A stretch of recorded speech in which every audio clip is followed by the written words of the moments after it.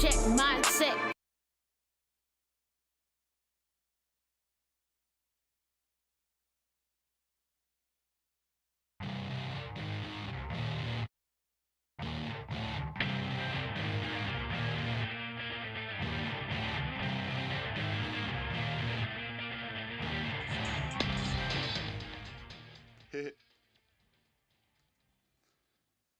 Shock Monkey Radio is entertainment for adults, by adults, and the views and opinions expressed here do not reflect upon the sponsors or FXBG Public Radio. For additional information, please refer to the United States Bill of Rights. Stand warned.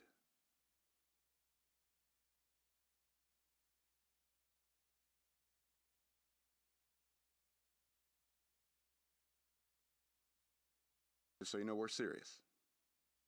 Because I had a guinea pig when I was a kid. When I turned 12, he joined the mafia. What can you do? Forget about it. You don't have to laugh at that. That's okay. I wrote that when I was drunk. That joke.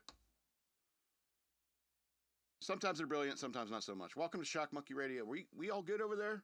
You had some weird music. What happened with that? You played the wrong show. Okay. Anyway, welcome to Shock Monkey Radio. I'm your host, the Madman. Please go to patreon.com/shockmonkeyradio, become a patron today, and you could get a patron pack if you sign up. We've got 2 left, so they're going fast. Beach towel, bottle opener, deck of cards, beer koozie, stickers. Hell of a value for $3 a month. Or you can send me money through Cash App. Use the hashtag shockmonkeyradio, all one word. You know, if somebody sends me like $50 or $50 or more on Cash App or something like that, I'll ship you out the jigsaw puzzle. I don't know what to do with those things. I know some people have been asking about the t-shirt. I'm probably going to set up the Zazzle store soon so you can buy merch if you want. I mean, I got all the merch I want. Anyway. You can also follow me on social media over here. Did I ever tell you about the axes? Everywhere in the Navy, every room there was an axe on the wall. You know what that was for? That was for radiomen like me to destroy the classified equipment. If the ship got boarded, our first duty was to destroy all the classified equipment so the enemy doesn't get a hold of our classified information. That was our duty in that, and it comes before like repelling boarders. It comes before like abandoning ship or anything like that. And so it's something you could do as like say you're getting taken over by a ship and the ship's going to get taken over by pirates or something like that. And but the last thing you get to do before you get killed by the pirates is destroy all the equipment you've been working on for the last 3 years. And so I remember having these conversations with people. I was in the Navy. You'd be sitting there waiting or loading up a bunch of computers on Windows NT or something like that, and you look at the axe on the wall and said, "Hey man, you know about our duty to like destroy all this equipment?" Yeah, it's like, and I'd ask people, it's like, what are you going after first? Say you're here alone and you have to destroy. What are you going after first? And 99% of people, when I ask that question, they say, "I'm going after the Microsoft Exchange server." Everyone hated our Microsoft Exchange server. And so that was like the first thing they wanted to do. So I'd have to explain to people, it's like, you understand that if we get boarded, we have to destroy all the information. And so it's not like we get boarded, we get the news, we all can't rush to the Microsoft Exchange server because we all want to get our licks in. You know what I mean? It's like that scene in Office Space where they take the printer out to the field and beat the crap out of it. It was like that. And anybody who's worked in IT knows you end up hating pieces of equipment. Like having dreams and nightmares. It's like this freaking Microsoft Exchange server. I hope we get boarded because I want to destroy it so bad. And so I'd have to have these conversations. We all can't go for the Microsoft Exchange server. Look, here's what I'll do. I'll go to the NATO server because I don't think we should be in NATO anyway. Then you have a conversation about that and so forth. And so you start designating. It's like, all right, fine, I'll take this unclassified network. Even though it's unclassified, it still needs to be destroyed. It's the lowest priority, though. And so you have to designate, because if we hadn't had that conversation, God forbid we ever got boarded, we're all going after the Microsoft Exchange server. We hated that thing. I didn't like the Unix server, the HPUX. It was HP UX, but it was, what was it, Sun? Sun Equipment. I didn't like the Sun Equipment. Anyway. The axe on the wall. I want to show you this this guy. I'll introduce you to somebody. His name's Sean Goggins. You know, pull up the picture of this dud. So I know this is like inside baseball for people who don't, for people who don't watch Gavin McInnes's Get Off My Lawn. But Ryan had left. He's the engineer that had been part of Gavin McInnes' show for the last 5-10 years, I think. 10 years-ish. And so he left, supposedly. You can never trust these guys, what they're up to. But this guy, Sean Goggins, has taken over Ryan's job as the engineer for Gavin McInnes' show. And as you might imagine, he's getting yelled at a lot. In fact, Gavin McInnes gave him a makeover. He doesn't even look... that's why I don't feel bad about using this picture, because he doesn't even look like this anymore. Gavin made him cut his hair, shave his beard. Gave him a makeover, as New York conservatives do, I guess. And so I'm enjoying this like transition, because there's a little part of me that would, I don't know, kind of love to have that job, have Gavin McInnes yelling at me, but screw New York. I don't want to live in New York.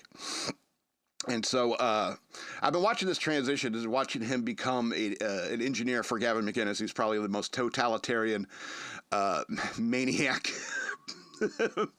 personality in this world.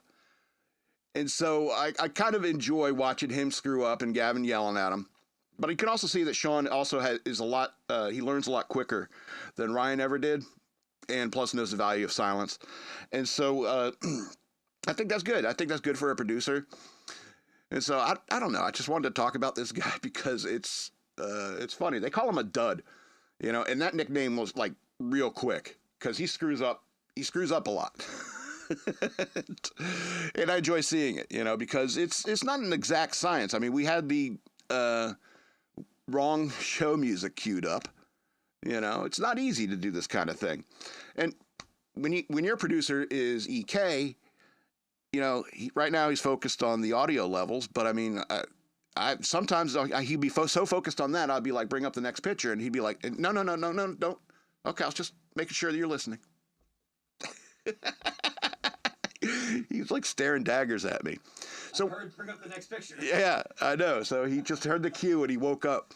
So that's my point. It's not easy to do this. So I mean, I kind of enjoy when I watch shows to like notice the technical errors and so forth. Like when I was watching like Tim Poolmore, every time there's a humming on the line, and it was like, it irritated me, and I'd comment on his videos. Dude, there's a humming on the line. Because I'm that kind of, I don't know, I'm podcast geek enough. I guess I've been doing this for long enough that I pay attention to that stuff, because EK will tell me stuff. It's like, I don't know, wasn't happy with that audio last, we had this thing, and like, and he'd have to like show it to me, and I was like, oh, yeah, I guess that's right. Because he's more tech savvy than I am, which is why I'm here. All right, anyway, that's Sean Goggins. I'm sure you don't care. Kind of a dud. All right, you can take that away now. I'm sick of looking at him. I'd rather look at this ball field. I'm so glad it's almost baseball season. It's not too windy up here, is it? Because it shouldn't be, because we froze time to go live with the show, but only in Philly. It's localized there. I don't think they're gonna. I don't think that that chain we broke is going to be a big issue for them. They can replace that. They've probably got links of chain all over this park. And I don't know. On these streets, have you seen so many people bent over at the waist? What is up with that? All right. Speaking of my meds, that I'm on meds. Speaking on the fact that I am on meds.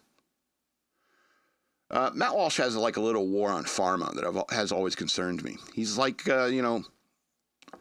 these psychoactive drugs, they're overprescribed and they're not good.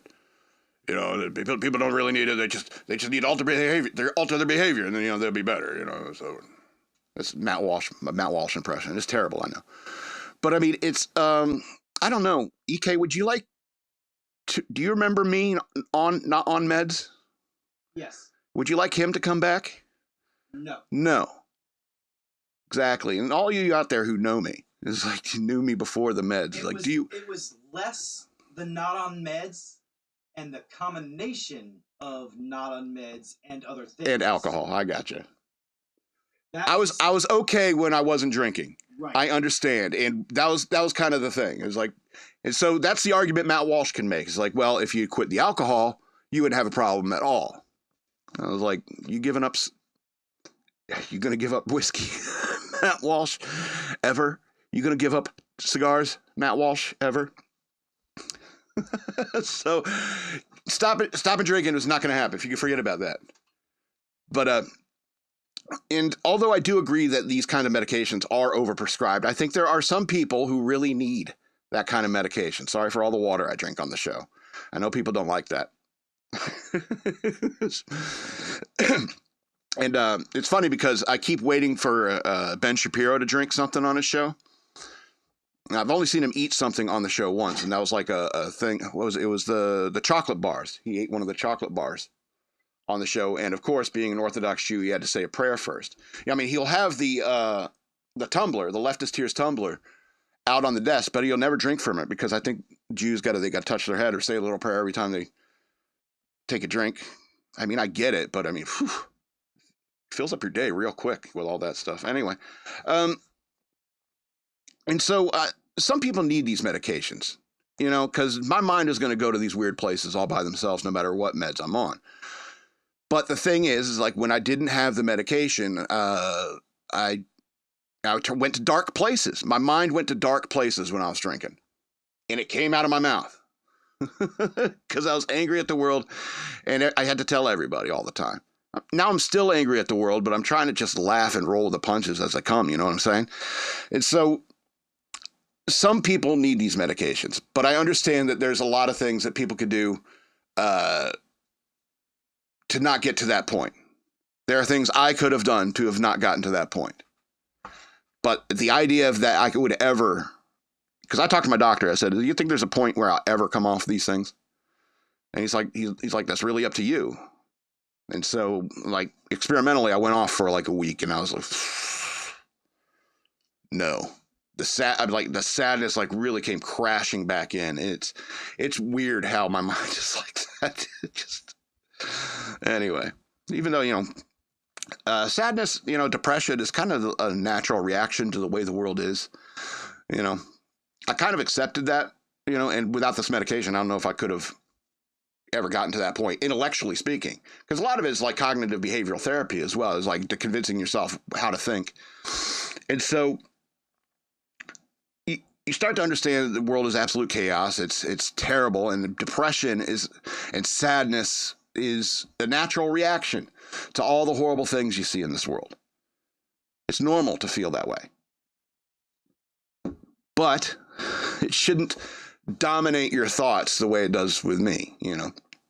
And so now that I'm on the meds, I could just laugh at it. I just imagine everybody in clown makeup, and we're living in a clown world, and it's all it's all exists simply for my entertainment, and hopefully yours as well.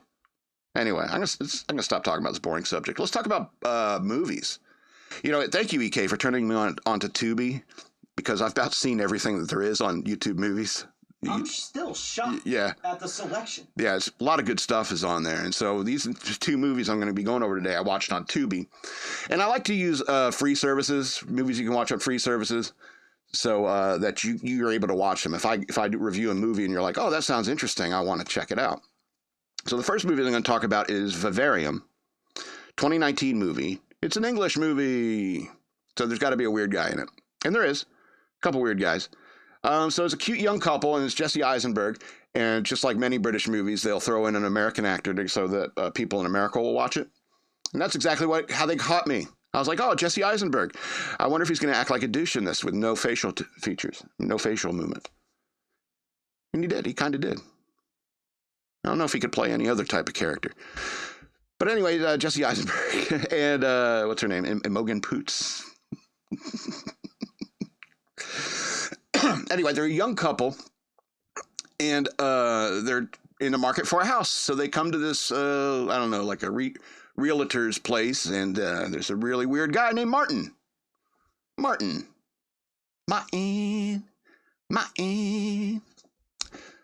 And he convinces them to show them my house like right away. And he just takes them to this neighborhood, and the neighborhood is all like this cookie cutter, like oh my god, every other house looks the same. It's like an infinity room, or what do they call them? The sub basements of the internet.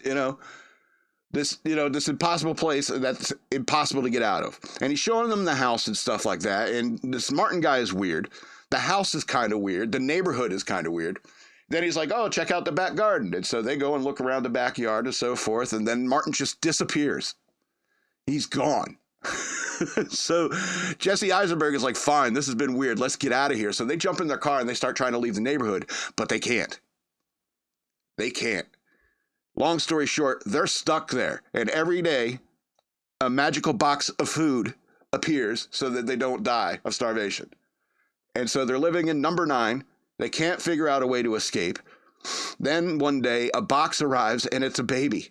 And on the box, it says, raise the child, and then you may go free, or something like that. So they start raising the child. And then it eventually cuts to the segment where the kid is like 6 or 7 years old. And they introduce him, like he comes into the room and starts repeating things that they said in their voices. They had just woke up, and the kid just walks in and starts repeating stuff they said in their voices, and they're watching him. Then he stops for a second. They both just give him the bird. It's crazy. And they hate this kid. And justifiably so. When he's hungry, he screams just at the top of his lungs, like a baby would. Just screams. And then so they quickly rush to give him food, so he shuts up. And he's a kid who's never seen a dog. He's only known these people and this house in this neighborhood. And they tell him about what a dog is, and so they describe a dog, and then he runs around the house going, woof, woof, woof, woof. It's his favorite thing to do. It's like he's special, but special as well. And apparently, I guess the clothes came with the food boxes and stuff like that, because they had food for years to raise this kid. All right. And so I guess the clothes keep showing up, and you start realizing that the clothes are very much like Martin's clothes. The short sleeve, white suit with the tie.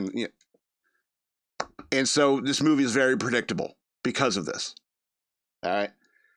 Then there's another segment where the young boy is a teenager. All right. Except now he's like strong and stuff like that and starts disappearing, And meanwhile, Jesse Eisenberg is freaking out because there's nothing to do, so he starts digging a hole in the front yard just to stay away from this creepy-ass kid and arguing with his wife or whatever. Girlfriend, I think. And so the kid is like, he's weird. He's like, he watches them have sex and stuff like that. It's even as a teenager, and I don't want to spoil too much of it, but I mean, it gets really crazy. Because this kid is friggin' weird. And as an adult, he's even weirder. So, I mean, I find it a little too predictable about how it plays out. And I don't know. It's hard to like this movie because in some ways it's almost like an indictment of living in a suburbia and having kids and stuff like that, and how horrible it is to raise kids. Sounds like a woman wrote this movie who hated the idea of ever having kids and living in a suburban place. Some city-dwelling, upwardly mobile female, Anyway, yeah, it's sort of, it's just, I don't want to spoil it, but it's pretty easy to see where this movie is going by the end of it, and you're like, I'm right. There's a couple little surprises, but it ends as you think it would. 5 of 13 stars for Vivarium, 2019 movie with Jesse Eisenberg. Somewhat predictable, but Imogen Poots? Is that her name? Imogen Poots? Imogen Poots? Am I going Poots? She's very cute, and I would love to get married to her and have a bunch of kids. Ida Poots. We have little Ida Poots. Gwen Poots. Chase Poots. Mark Poots. That's like skid marks. Dawn Poots. I woke up right away. Robin Poots. Hey, that was my fart. Chuck Poots. Chuck it over here. Chuck your poot over here. See, I would take her name for the sake of the joke. I'm not that old-fashioned.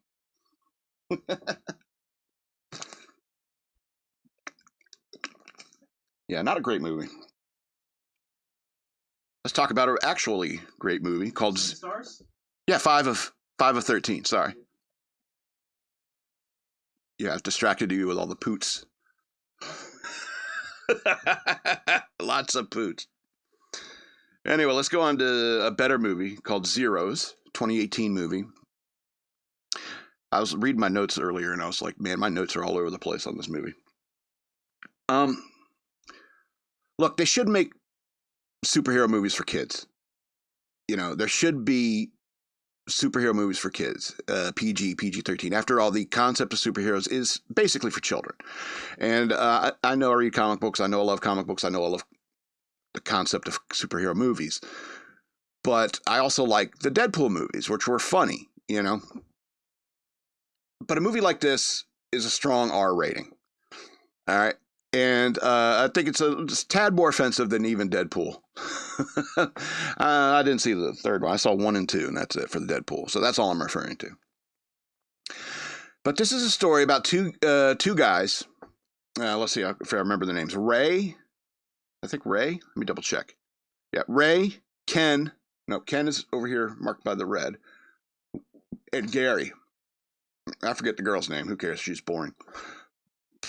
Okay, so these two guys are like go to a costume party, and due to a snafu, Ray didn't get the costumes they wanted, so they had to get like an emergency costume. So they found a couple of ninja costumes, dressed up like this, went to the costume party and got drunk, and so forth. And they're like, "Oh, we need to get some food in us." So they go and walk down to the local, convenience store. And they're in a convenience store. It's like, and I'm telling you, there's not one block of dialogue in this movie where there's not something funny being said. The comedy in this movie is like every single block of dialogue has something funny going on. And just sitting here describing the scene, they go to the convenience store and he's like, "Oh, hey, are these vegan?" He holds something up and puts it in his, just kidding, I don't give a shit, you know. And so he's like, and they get their stuff and they go up to the counter, right? And they're dressed as ninjas. And he comes up to the counter and there's a Pakistani guy or something like that behind the counter. And he puts the stuff on the counter and he goes, "Oh, can I help you, ma'am?" And he goes, "What?" Like that. And at that moment, a robber comes in and like knocks him down and starts, "Give me the cash out of the drawer." And so these two drunk idiots fight off this robber pretty effectively and chase him off. And then they steal a bunch of merchandise because they're heroes and to go on their way. But Ray, who takes like comic books very, very seriously, he figures that's their origin story, and they're destined to be superheroes now. And so he tries to convince Ken that this is what they're going to do. They're going to dress up as superheroes and go out and fight crime in Philadelphia. And I cannot tell you how many times they should have died in this movie, because this is how you get killed, is doing crazy stuff like this. But Ray's taking it incredibly seriously. Ken is the guy that you're supposed to be relatable to. Most relatable to. I relate more to Ray because he started to get caring about the banter and how to be a superhero, right? And it's like it starts taking himself very seriously about this. And so Ken is the one you're supposed to relate to because he's trying to woo this girl who's like a journalist. Yeah. And she's hot on the Schuylkill Strangler case, which is like another subplot that ends up in third act, culminating in third act. But Ken is like, "I don't know if we should be doing this," and Ray is like, "Of course we should be doing this." And Ken works at a pretzel factory or something like that. And Gary, the guy at the end, is just this weird rich guy who works with him and always comes up to his desk. He's super weird. All right, super weird. And he has the actual true like Bruce Wayne origin story. Like his parents were killed at the opera. They were trying to steal his mom's pearls. He was raised by his grandfather after that. He has a real like Bruce Wayne backstory, and that's why he's weird. And he's really super weird. But like I said, like every single piece of dialogue, there's something funny being said. Like there's a scene where they're at the office and he's eating a pretzel. And anytime these characters are eating, they're eating pretzels. All right. And what's his name? Gary comes up to Ken's desk, which he does frequently, and tries to engage Ken in conversation. And Ken, and they're sitting there, and their boss comes up to them, and the boss says, "So who's the president?" And they're like, president? What? President of what? And he's like, president of the Friends Club. And Gary's like, me? Me? Me? I'm the president of the Best Friends Club.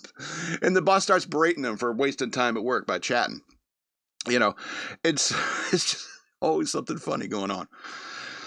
I don't want to spoil like all the jokes, but Pensive Ken, yeah.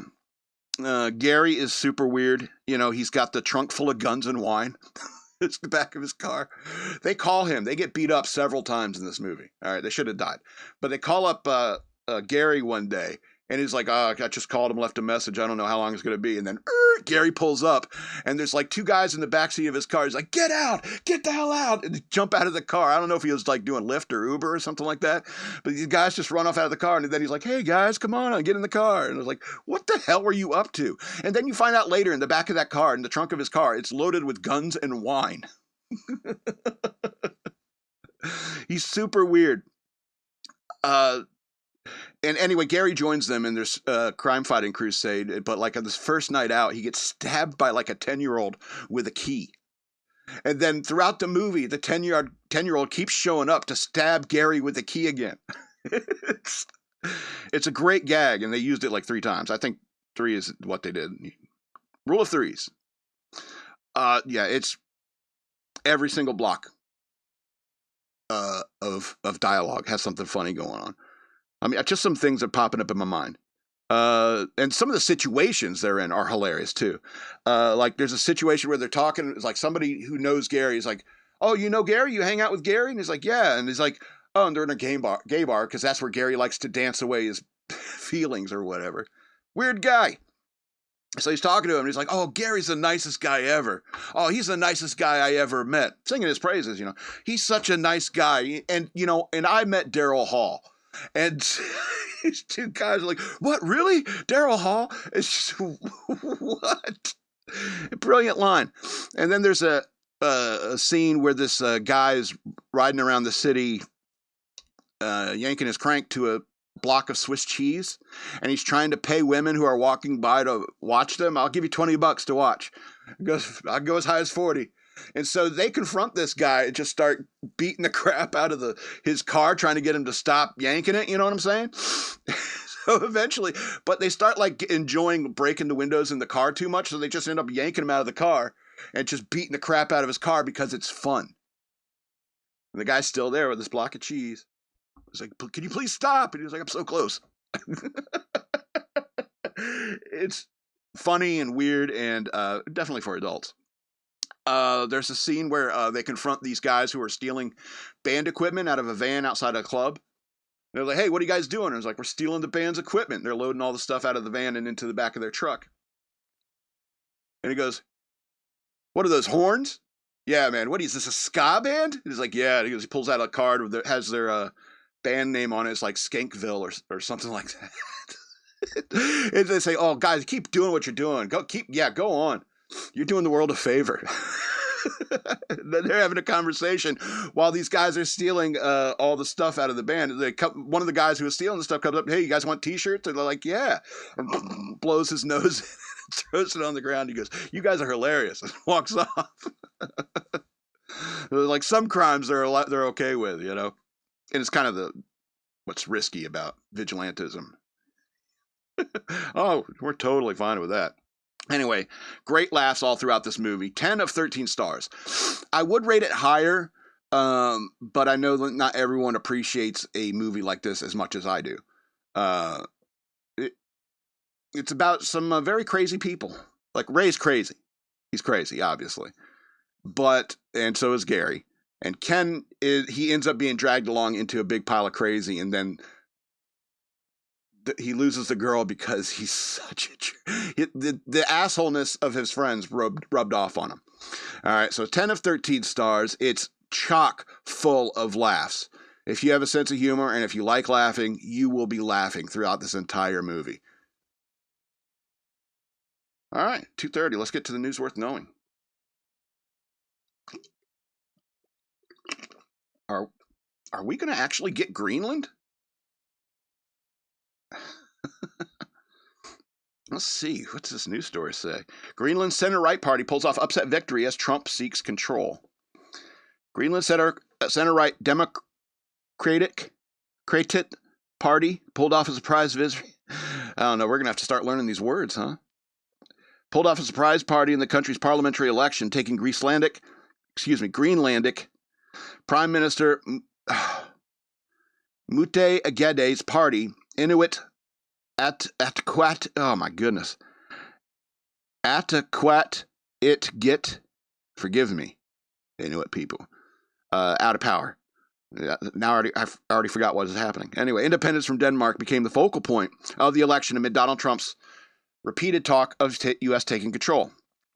Quote, people want change. We want more business to finance our welfare, said Jens Frederick Nielsen, Democrats leader, according to Reuters. Woo! Tongue twisters all throughout this article. The outlet added that Nielsen said Greenland does not want independence tomorrow and prefers separation from Denmark to be based upon a good foundation. Yeah, no reason you couldn't still be friends. 4 of the 5 main parties on the ballot, including the ones that won first and second place, Democratic Party and Nalarik, favor independence from Denmark, but disagree on the pace. Greenland, whose population is approximately 57,000 people, currently operates as a semi-autonomous territory from the Kingdom of Denmark. However, Trump renewed interest in the island, sparked controversy about breaking away from the Danish crown. Danish Prime Minister, more names. Troels Lund Poulsen congratulated the Democratic Party and said that the Greenlandic future would face massive pressure from Trump, according to the Associated Press, which cited Danish Broadcasting Corporation DR. Poulsen reportedly added that the future of Greenland is based upon what the Greenlandic people and the government want. I keep saying Greenlandic, don't I? Greenlandic. See, we're gonna if we're gonna get them, we're gonna have to start learning all these stuff. Start learning their names. We gotta assimilate as much as they do. We gotta, because yeah. See, we have Canada. Like most of the Inuits in this hemisphere, I guess, are in Canada. Not a whole lot in America. So we're not quite as familiar with these Danish/Inuit names. So we're going to have to learn, because 57,000 people, that's a big landmass for 57,000 people. You know what I mean? So I don't know. It's weird because people will be like, gaining territory for your nation hasn't been done in like a very, very long time. Except Russia does it. Russia tries to push its boundaries, tries to gain territory. Denmark, what are they doing with Greenland? Not as much as what the U.S. could do with Greenland. Like, we could triple their population in a year and start mining the crap out of it. I guarantee it. Anyway. I mean, I always like the idea of, say, like, change the American flag back to the colonial 13 stars in a circle. And say, hey, any country wants to join can join. But you got to obey by our laws. You have to have democratic elections like we do. You got to be part of the republic. But I don't know, that's a little too, hey, we can all get along, of me to think. Because Quebec will never go. I was talking to a friend in Canada, and it was like, oh, we're going to become part of America soon. Not Quebec. Not Montreal. No way. Anyway, let's go to the next story. EPA terminates Biden admin's green grants worth $20 billion, says Zeldin. The EPA is terminating $20 billion in grants awarded by the Biden administration for climate and clean energy projects, Administrator Lee Zeldin announced on Tuesday. In a video posted to X, Zeldin said that $20 billion in U.S. tax dollars were parked at an outside financial institution in a deliberate effort to limit government oversight, doling out money through just 8 pass-through, politically connected, unqualified, and in some cases brand new NGOs. The money has since been frozen, he said, noting that the Department of Justice and FBI are investigating. The program, approved by Congress under the 2022 Inflation Reduction Act, is formerly known as Greenhouse Gas Reduction Fund, but is more commonly referred to as the Green Bank. Two initiatives worth $14 billion and $6 billion, respectively, aim to offer grants to nonprofits, community development banks, and other groups for projects focusing on disadvantaged communities. The 8 nonprofits, no, it doesn't matter. All right, in the video, Zeldin cited reports that the Power Forward Communities, a group linked to the Democratic Stacey Abrams, received $2 billion after reporting just $100 in total revenue the year before. Oh, my Lord. It's a slush fund, right? That's what it sounds like to me. That's why these Democrats are all bent out of shape. Because we're finding all these slush funds, all this money you're wasting and greasing wheels with. You know what I'm saying? Greasing palms. And I think a lot of Americans are on board with that. You know, and people are like, oh, the market turned down. It's like, well, we're discovering how much money our nation has wasted. That's going to have an effect on the market. It's not all about tariffs. Plus, I mean, if you know anything about stocks and stocks market, I know that lots and lots and lots of stocks are overvalued. I don't know much about the stock market, but I do know that. I mean, it could be a market correction, like I know anything about that has been long overdue. After all, we got another tech bubble going. We got the AI tech bubble going. A lot of people invested in it, and very few people are going to get a payoff of it. You know what I'm saying? All right. Let's go to this next story. Supporters of detained Columbia student arrested after clash with the NYPD as Trump administration seeks his deportation. Okay, so New York is crazy. Said I wouldn't want to live there. About a dozen protesters demonstrating in support of former Columbia University student Mahmoud Khalil were arrested on Tuesday as they clashed with New York City police. Immigration enforcement agents arrested Khalil, a permanent U.S. resident, in New York on Saturday, and has been moved into an immigration detention center in Louisiana as the Trump administration seeks to revoke his legal status and deport him for his involvement last year in the anti-Israel protests on campus. The White House said Tuesday that Khalil distributed pro-Hamas flyers on campus. Quote, this is an individual who organized group protests, not only disrupted college campuses and harassed Jewish American students and made them feel unsafe on their own college campus, but also distributed pro-Hamas propaganda flyers with the logo of Hamas.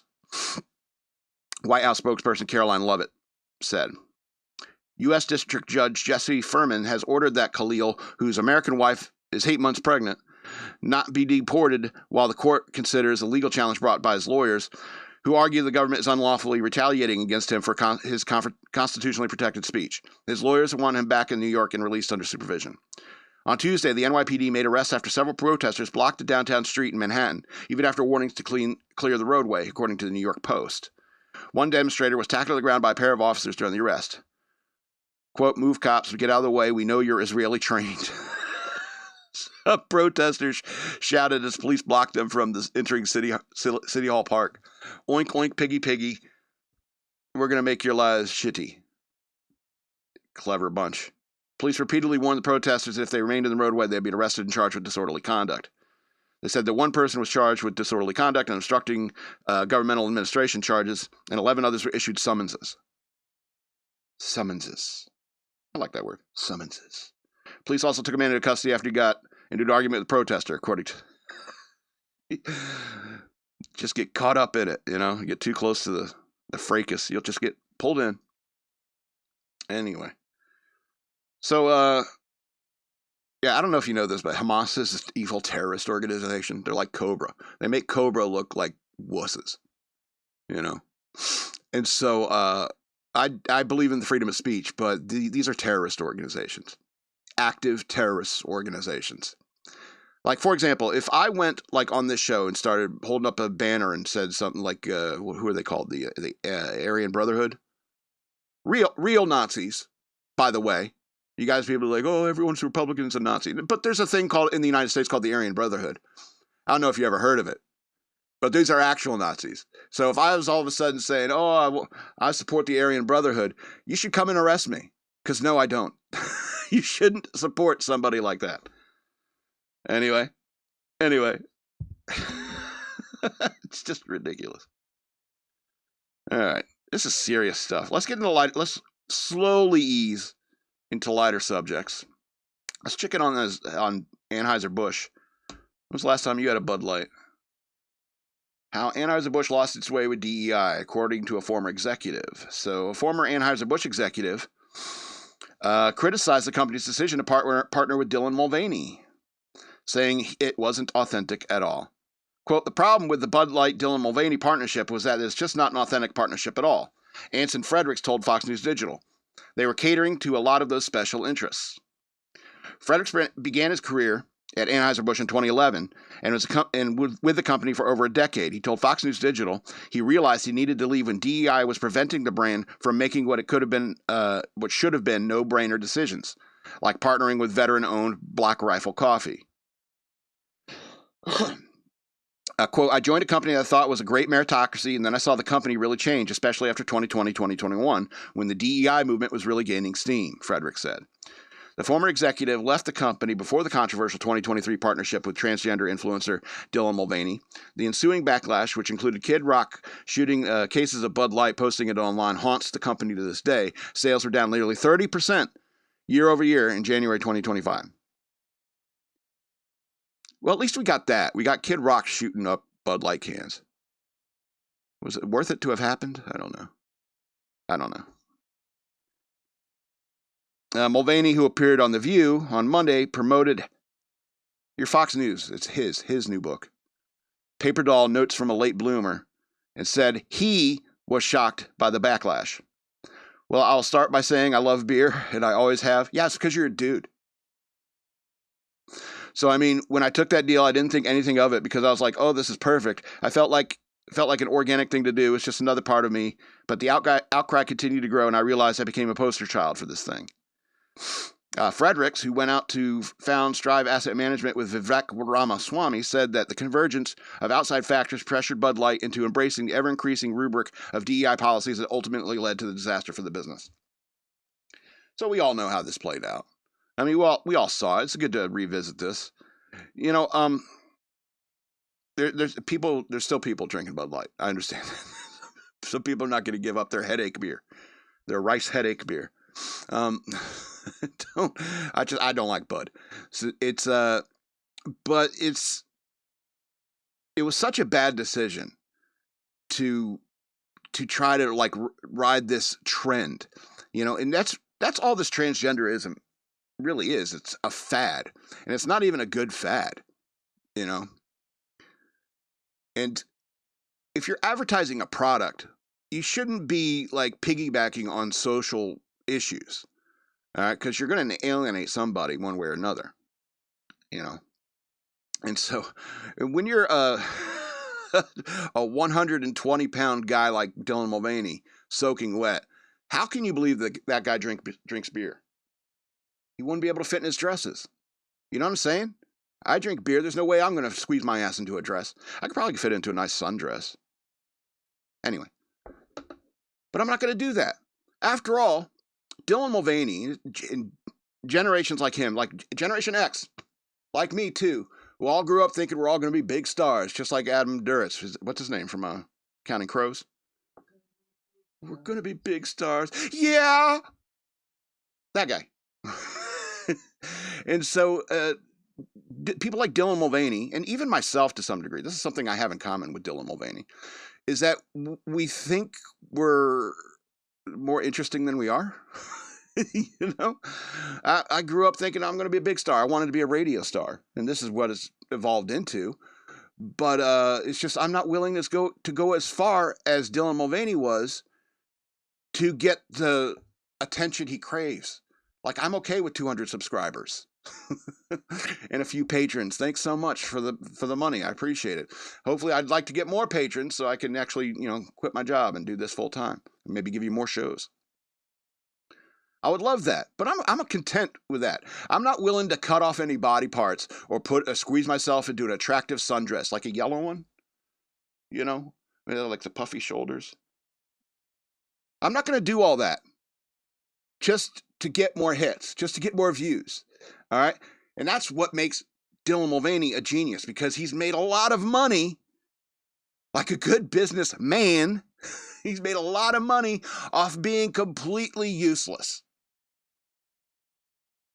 Yeah, he could sing, but it's not that great. It's not like he's a Taylor Swift or anything like that. Because Taylor Swift is a woman. Possibly a clone. I think I read somewhere on the internet that someone thinks that she's a clone of Marilyn Monroe or something. I don't know. I don't see it. Anyway, there's 2 more happier stories and then we'll get out of here.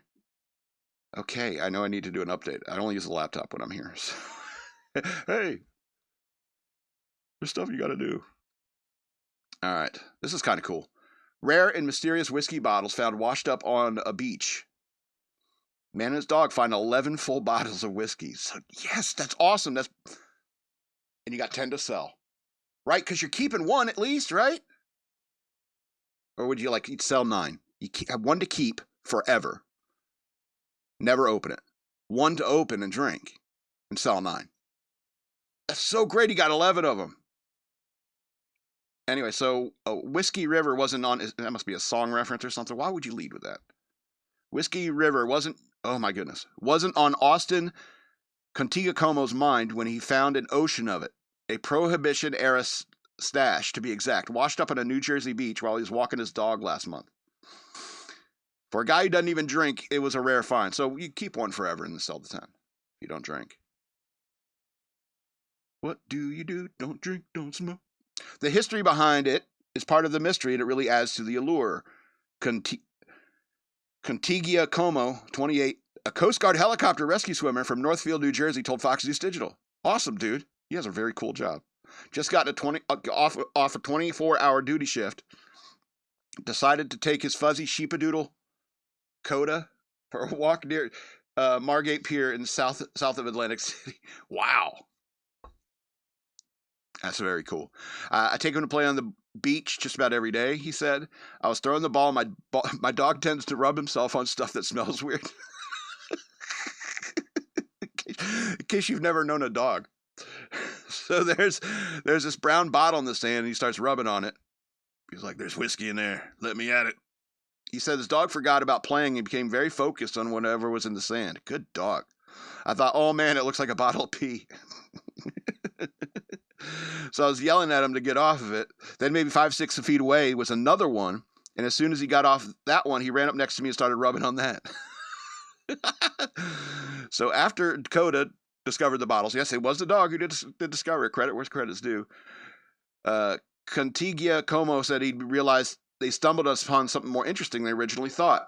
They were pretty much at the surface. There were a ton of conches and shells and other types of debris on the sand that day. He added, I think it was from dredging because they were repairing the beaches and they had to do it in the winter and get ready for the summer. There hadn't been any storms, so there was a crazy amount of stuff washed up. In total, he and his dog found 11 completely full glass bottles of rare old whiskey with the name Lincoln Inn etched on them. That is incredibly cool. He called a friend and did a quick internet search and learned that Lincoln Inn was produced at a distillery in Montreal in the 1930s, and company went out of business in the 1970s.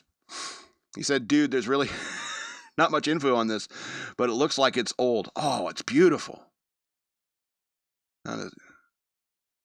They cleaned one up. I don't know if you could show that picture, but... So he took off his jacket, picked up all the bottles, positioned them not far from the others, and stashed them in his jacket. Then he tied up his jacket like a sack. After he got home, he posted what his find on Reddit in the bottle digging community. Of course there's one. A community of bottle diggers, as well as the whiskey aficionados, and they began to weigh in on the discovery. Members of the group directed him to the diamond shape that was embossed at the bottom of the bottle, a mark that was initiated in 1928. Bottles have a flask shape, and given the type of screw and stuff, and most people said it was between 1930s and 1940s. And it's very intricate, like glass work too. I don't know if you remember, like, if you've seen bottles from the 30s and stuff like that. There's a lot of, like, writing and pictures on that kind of stuff. It's incredibly cool. But how are you not going to drink one? God gives you a gift like that. You got to drink one. Not all in one sitting, but open one and drink one. It's like buying a comic book. If I buy Amazing Fantasy number 15, I'm going to read it. With gloves. Relax. Carefully with gloves. This next story, last story. Pokemon-shaped Cheeto sells at auction for $87,840. Friggin' nerds. So, a cheetah-shaped Cheetah-shaped character from Pokemon has sold at auction for $87,840. New Jersey-based Golden Auction listed the snack as sold on Sunday. If it's one Cheeto, is that a snack? I don't think it is. Big enough. I don't think it's very big. It's one Cheeto after all. It actually looks like 2 or 3 Cheetos fused together. Anyway. Presented is this 3-inch long Flamin' Hot Cheeto. It's Flamin' Hot, that's even better. Of a Pokemon Charizard, affixed to a customized Pokemon card and encapsulated in a clear card storage box. The auction's description states. The box makes it. You know, it says Cheetozard, bleh, and it has hit points. It looks like a Pokemon card, kind of. And so I think that's kind of worth it. The case really sells it, I think. So it was initially discovered as preserved sometime between 2018 and 2022 by First and Goal Collectibles. Did this place First and Goal Collectibles have somebody rooting through Flamin' Hot Cheetos trying to find one that looks like Pokemon? Hope not. All right. Cheeto surged in popularity on social media platforms in late 2024. There were 60 bids on the uniquely shaped snack, dubbed Cheetozard, according to the listing. Starting bid on February 10th, the amount was $250. Wow. The winning bid was $72,000 plus the buyer's premium. Dave Ammerman, head consultant of Golden, told Fox News Digital that the auction house specializes in rare and one-of-a-kind collectibles, and the Cheetozard is exactly this. Is exactly that? Exactly this? You may be better at English than I am. Part of what makes this item so fun and unique is it bridges 2 fandoms, sure. Pokemon and Cheetos. We had people from all over the world to visit golden.com to watch the auction, demonstrating the global interest and collectors' desire for this item. Pokemon are fictional species of collectible monsters with unique design, skills, and powers. Pokemon universe conceived by Japanese video game creator Satoshi Tajiri in 1989. Pokemon franchise has originated as a role-playing game, since gone on to trading cards. Wow, getting a big history. Cheetos are a corn puff. This is how the article ends, describing stuff. In case you don't know what Pokemon are or Cheetos are. Cheetos are a corn cheese puff snack that was introduced in 1948. But when did the Flamin' Hot ones come out? I don't care. Nerds. You know, it's funny because you're like, speaking of Amazing Fantasy 15, and somebody says, here, I'll sell it to you, $250,000, something like that. Do you think it's really worth that? You can get a reprint of Amazing Fantasy 15 and read it for much cheaper. I don't know. I used to be like, yeah, I want it. I want an Amazing Fantasy 15. But now I'm just like, I read them more than I just collect them. Plus, I'm mad I had to buy new bags and boards. I might bag my collection, and that's a headache. Haven't done that in years. Anyway, I'll remind you again to go to patreon.com/shockmonkeyradio. Become a patron today, and you could get a patron pack. Or you can send me money through Cash App. Use the hashtag shockmonkeyradio, all one word. I would appreciate that. You can also follow me on social media at DNALETSAW on the Twitters, at SLRobbins13 on Instagram, and Shock Monkey Radio Redux on Facebook. What? I got comments? Do you want to take a second to look at them? Oh, he likes the shirt. See, yeah. I may make a Zazzle store so people can get the shirt. I didn't want to put a shirt in the patron pack because I wanted something uniform, you know. So I'll make the Zazzle store soon, and so people can get the shirt in their size. Anyway, and this Mo guy, he's always throwing horse emojis at me because he knows I hate horses. You can tell he's a watcher because he did that. Yeah, I know he watches because that's. You made no horse references this episode. Oh yeah, I'm sorry. I can't think about it every day. But if you are a patron, I did upload a video where I think I talked a little bit about horses.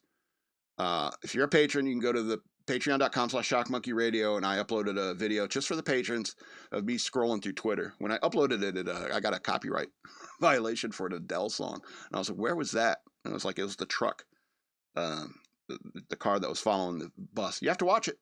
You have to become a patron if you want to watch it and see what I'm talking about. But yeah. All right, we'll talk next week. I got things to do. This has been Shock Monkey Radio. I'm the Madman, and I love you.